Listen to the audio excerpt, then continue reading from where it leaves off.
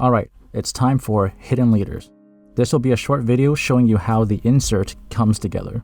So in this video, we're looking at the version 2 of this insert. Minor changes from the first, which I'll highlight when the time comes. So I will take everything out and start from there.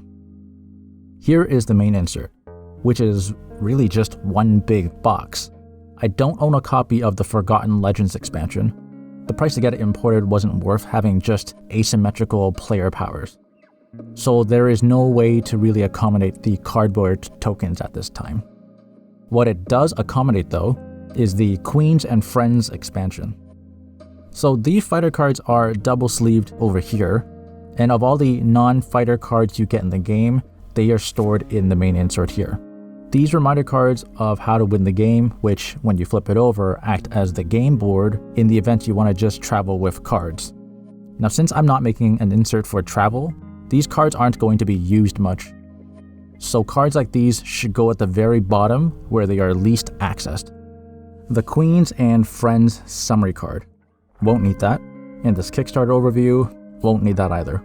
These are the player aids which are nice to have available while playing, as well as these game and trigger conditions.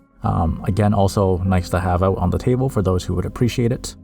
However, these aren't mandatory for the game to work, but aren't going to be completely unused like these cards. You can see there's a bit of a hierarchy of cards I'm establishing here.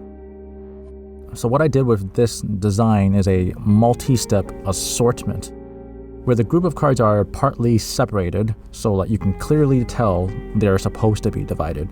This saves you from having to sort the cards during the setup. The least important cards will go on the bottom.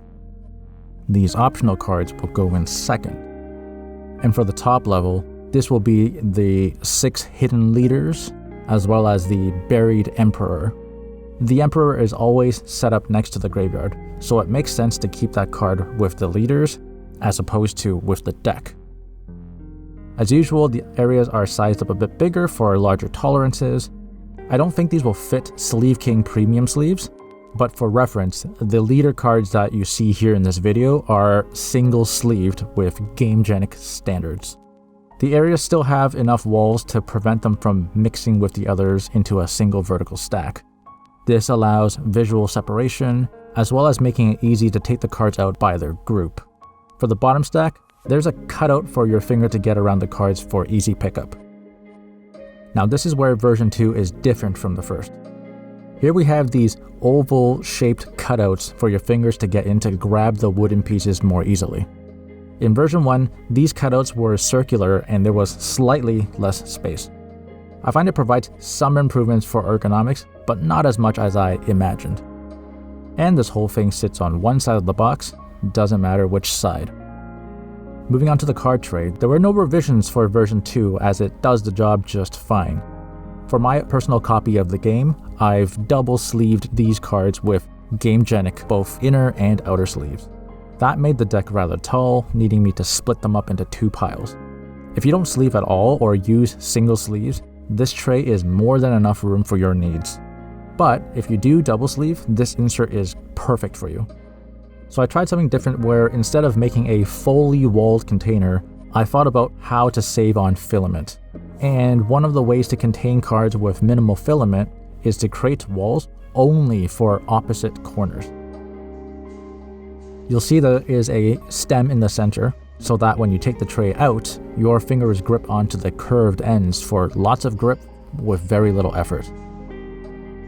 What I had envisioned originally was that you can take this entire tray and put it where the deck would normally go. And that was it for setup. It's super quick.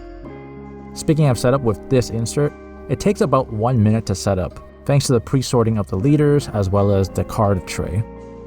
And that's it. Another simple solution that speaks for itself. If you would like to stay up to date on future inserts I make, please consider following me on YouTube or Instagram. And if you wish to purchase a copy of this insert, I'll leave a link in the description below. If there's an insert for a game that you're looking for that has not been made, feel free to leave names in the comments below. I'm open to commissions depending on the level of demand. Thanks again for watching, and look forward to the next one.